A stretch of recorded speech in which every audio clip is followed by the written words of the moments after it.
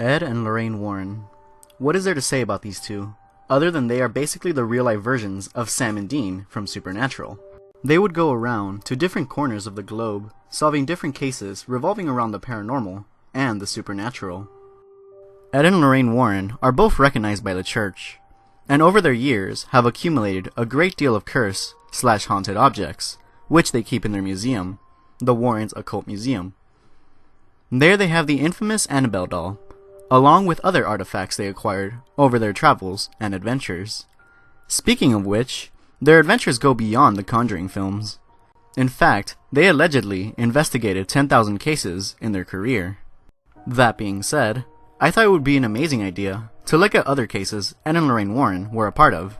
So, let's get started. The devil made me do it. In 1981, Debbie Johnson noticed that her little brother started to act weird. He had unexplained fits of rage, often getting mad at the family for no particular reason. Reportedly, he punched a hole through the wall simply because he didn't want to eat his dinner. This was odd, as he never acted like this before. Anyway, this was worrying to the family, so they went to seek help. Aware of the similarities between Debbie's younger brother to past cases of supposed demonic possession, the family called Ed and Lorraine Warren to investigate.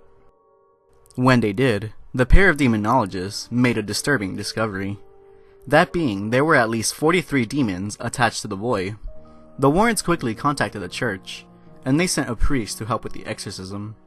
The priest arrived in 10 days, and the family, along with Debbie's fiancé, Arn Shane Johnson, prepared for the worst. As with any exorcism, there was lots of screaming and tears, but it was a success. Debbie's younger brother had been cleansed. However, the story does not end there. During the exorcism, Debbie's fiancé felt something strange. He claimed to have felt the demon enter his body. The Warrens continued to investigate further, and came to the conclusion that Arn Johnson was going to become a huge liability to the family. They could sense the impending danger and warned the family. Unfortunately, their warning would not help prevent the tragedy that followed.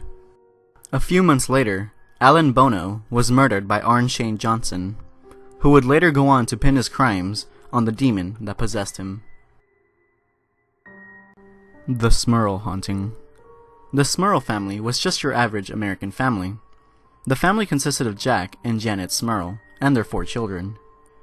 In 1986, their father ran into some financial trouble, and they had to move to a home in Pennsylvania. Unfortunately, the moment they made their residence, the hauntings began. The family has claimed to have witnessed multiple accounts of supernatural phenomenon. They would often see things moving around the house, rancid smells traveling through the vents, hear the sounds of a weeping little girl, and would even see things float around in midair. Even scarier, one of the Smurl's daughters had been pushed down the stairs from her second-story home by a seemingly unseen force. When the Smurl's daughter was injured severely by her fall, they called Ed and Lorraine Warren. The family has claimed that they would experience some occurrences like this before they moved in, but it only escalated when they did.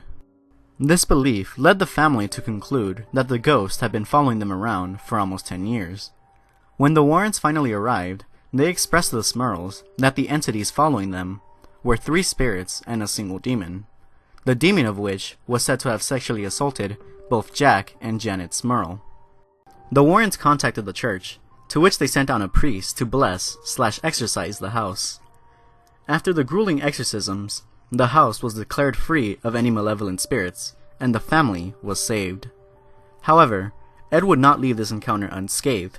As the exorcism took place, he endured 3 severe gashes on his arm, resembling that of a claw mark.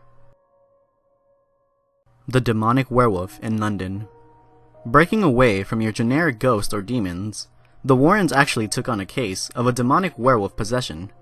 Bill Ramsey had always been a good kid, at least until he was 9. According to his family, Ramsey started to show his beastly behaviors when he was 9. Reportedly, Ramsey was capable of abnormal feats.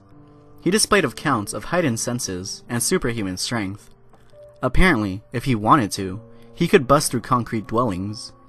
As he grew older, his behavior only began to get more animalistic. He would try to bite his family, relatives, or friends, and when he failed to do so, he would go into a seizure. By 1983, he found work as a carpenter, but that same year, he began to get visions of a werewolf with glowing red eyes. Because of these visions, and an unwavering thirst for blood, he admitted himself into a psychiatric ward under the belief that he may need psychiatric help and evaluation.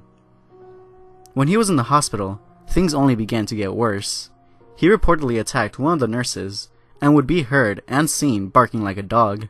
At times, some of the other patients reported him howling like a wolf at night. In 1987, he attacked an officer who answered a call about a strange man scaring kids in the park. When more policemen arrived on the scene, it took about 6 officers to restrain him. This incident led to widespread news coverage, which caught the attention of Ed and Lorraine Warren. The Warrens flew the man over to the United States, where they battled a dark entity. After yet another exorcism, they managed to remove the wolf-like demon from Ramsey's body, and from that point forward, his life became normal, something he did not know for a long time. Ed and Lorraine Warren are often hailed as the original Ghostbusters, and evidently so. Their research and work in the paranormal field is some of the most important and interesting to this day. They dedicated their lives to uncovering and understanding the unknown, and many commend them for that. However, many skeptics are quick to call fake whenever these two are brought up, often calling them a couple who seek nothing but media attention.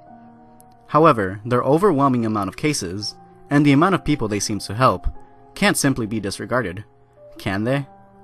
Well, regardless if you believe their work/cases, there is no denying the fact that they make for great, horrifying stories. Well, with that out of the way, let me leave you with this little factoid.